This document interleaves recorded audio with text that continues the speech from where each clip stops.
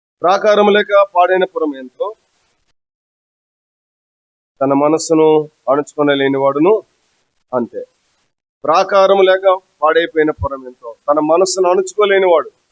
సోదరుడా, ఎడ్జోండి. చాలా మంది ఏం చేయట్లేదు చెప్పండి? మనసుని ఏం చేయరు. చాలా మందికి జేబులో డబ్బులు ఉంటే ఇంకంతే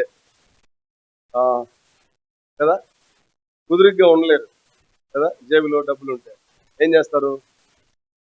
ఏదో షాపింగ్ మాల్ వెళ్తారు, పిచ్చి అన్ని కొంటారు, కనపడ్డాయన్ని కొంటారు. ఇది ఉపయోగమా లేదా ఏం వెనక ముందు ఏమి ఆలోచన చేయరు.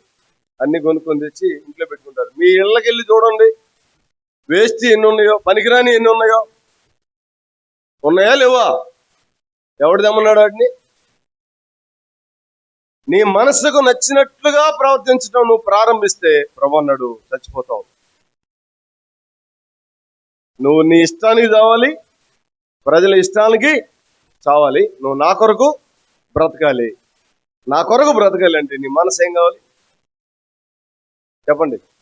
తిరగాలి. తిరిగిందా మన మనసు? తిరిగిందా? దేవుని పిల్లలమైన మన మనస్సు తిరిగి ప్రభు కొరకు జీవించాలి అంటే అది విరగాలి, నలగాలి. చూడండి, విరగాలి, నలగాలి. విరగటం నలగటం అంత తేలికైందా చెప్పండి? విరగటం నలగటం అంత తేలికైందా? ఎస్ ఆర్ నో చెప్పండి. విరగటం నలగటం అంత తేలికైంది, అంత ఈజీనా? చెరుకు మిషన్లు పెడతారు కదా, మిషన్లు పెట్టినప్పుడు ఏమొచ్చింది? రసం కావాలంటే ఏం చేస్తాం? దాన్ని మిషన్లో పెట్టి పిండాలి కదా. నిన్ను నన్ను కూడా దేవుడు తన చేతుల్లో నిన్ను నన్ను వాడుకోవాలంటే, సారిపైన మంటి ఎంత మెత్తగా ఉందో నీ హృదయం నా హృదయం అంత మెత్తగా ప్రభుకి మనల్ని మనం అప్పగించుకునే అనుభవాన్ని కలిగి ఉండండి. ఏం జరిగిన ప్రభువా నీ చిత్తం, నీ ఇష్టం, ఏం చేస్తావో చెయ్యి ప్రభువా అని అప్పగించుకునే అనుభవాన్ని కలిగి ఉంటే పూర్ణ హృదయంతో, పూర్ణ ఆత్మతో, పూర్ణ వివేకంతో, పూర్ణ బలంతో అప్పుడు ప్రేమించగలం. మనమే తేలిగ్గా ఇస్తున్నాం కానీ అందరు ఉన్నారు, అందరూ చూస్తూ ఉండగా ఏం చేసింది? వచ్చి కన్నీళ్లతో పాదాలు తడిపింది, తల వెంట్రుకలతో పాదాలు తొడిచింది, పెదవులను పాదాల పైన ఉంచి పాదాలు ముద్దు పెట్టుకుంది, విలువైన అత్తరు జటామాంసి ఆయన పాదాల పైన పోసింది. పాదాలు విలువ ఆమెకు తెలిసినట్టుగా మరి ఎవరికి తెలియదు. అందుకే ప్రభు అన్నాడు, ట్రూలీ లవ్ మీ, నువ్వు నిజంగా నన్ను ప్రేమిస్తున్నావు. 3 సార్లు అడగాల్సిన అవసరం ఏంటి? రెట్టించి అడగాల్సిన అవసరం ఏంటి? కనుక మనం ప్రభుని ప్రేమిద్దాం. ప్రభుని ఆ స్థాయిలో ప్రేమించే అనుభవాన్ని మనం కలిగి ఉందాం. ప్రభు తన కృపను, తన కనికరాన్ని మన ఏళ్ళ విస్తరింప చేయనివాక. నువ్వు దాటిపోయేటప్పుడు ధైర్యంగా ప్రభు ఎదుటి నిలబడతావు. ఇలా జీవిస్తే ప్రభువా విస్తారంగా చేయలేకపోయినా చేయగలిగినంత నీ కొరకు చేశాను, నమ్మకంగా చేశాను, నమ్మకంగా జీవించాను. ఇంకా నేను నీ దగ్గరికి రావడానికి సిద్ధంగా ఉన్నాను.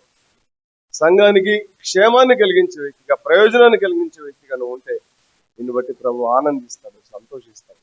అతి కృప మహిమగల దేవుడు మన ఎలా విస్తరింప చేయగలడు. రైట్, మంచిది. తల్ల ఉంచండి. సినిమా ప్రారంభం. కనికరం గల తండ్రి, పరిశుద్ధ దేవ, నీ పాదాలకు స్తోత్రాలు, వందనాలు చెల్లిస్తున్నాం. నమ్మదగిన దేవుడు నాయన, నమ్మదగిన దేవుడు ప్రభువా. మా మనస్సులో ఇంకా తిరగలేదు, మీ వైపు తిరగవలసినట్లుగా తిరగటానికి మాకు నేర్పించండి. మీ కృపను, మీ కనికరాన్ని, మీ దయను, మీ వాత్సల్యతను మా ఇళ్ళ విస్తరింపచేయండి దేవా. చాలా సంవత్సరాలైంది నమ్ముకొని, ఇంకా మా ఇష్టాలకి చావలేదు, ప్రజల ఇష్టానికి చావలేదు, మీ ఇష్టానికి బ్రతికిన అనుభవాలు లేవు నాయన. దయచూపండి. నీ కొరకు మీ ఇష్టాన్ని జరిగించే ప్రజలుగా, అయినా మీరు కొందరిని గురించి మాత్రమే చెప్పారు, కాలేబు యెహోషువల గురించి. నా ఇష్టానుసారుడైన మనుషులు అని.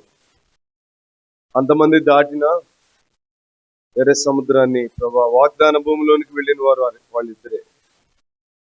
నిన్ను ప్రేమించిన వారిని మాత్రమే నువ్వు చేర్చుకున్నావు దేవా. నిన్ను ప్రేమించే ఒక దివ్యమైన అనుభవంలోనికి రావటానికి మీరు ఏ స్థాయిలో మమ్మల్ని ప్రేమించారో, ఎంతగా మా కొరకు విరగొట్టబడ్డారో, నలగొట్టబడ్డారో ప్రభా, అదే స్థాయిలో నిన్ను ప్రేమించే అనుభవంలోనికి మేము రావటానికి మాకు నేర్పించమని. మా మనసులో నాయనా అనవసరమైన వాటి జోలికి వెళ్తా ఉన్నాయి, వ్యర్థమైన వాటిని ఆశిస్తా ఉన్నాయి. చనిపోయిన నాటికి దుఃఖంతో ముగించబడకుండా మా జీవితాలు ప్రభువా మిమ్మల్ని ప్రేమించే అనుభవంలోనికి రావడానికి కృపనిమ్మని యేసయ్య పరిశుద్ధ నామమున ప్రార్థన చేసి వేడుకుందాం తండ్రి. ఆమేన్.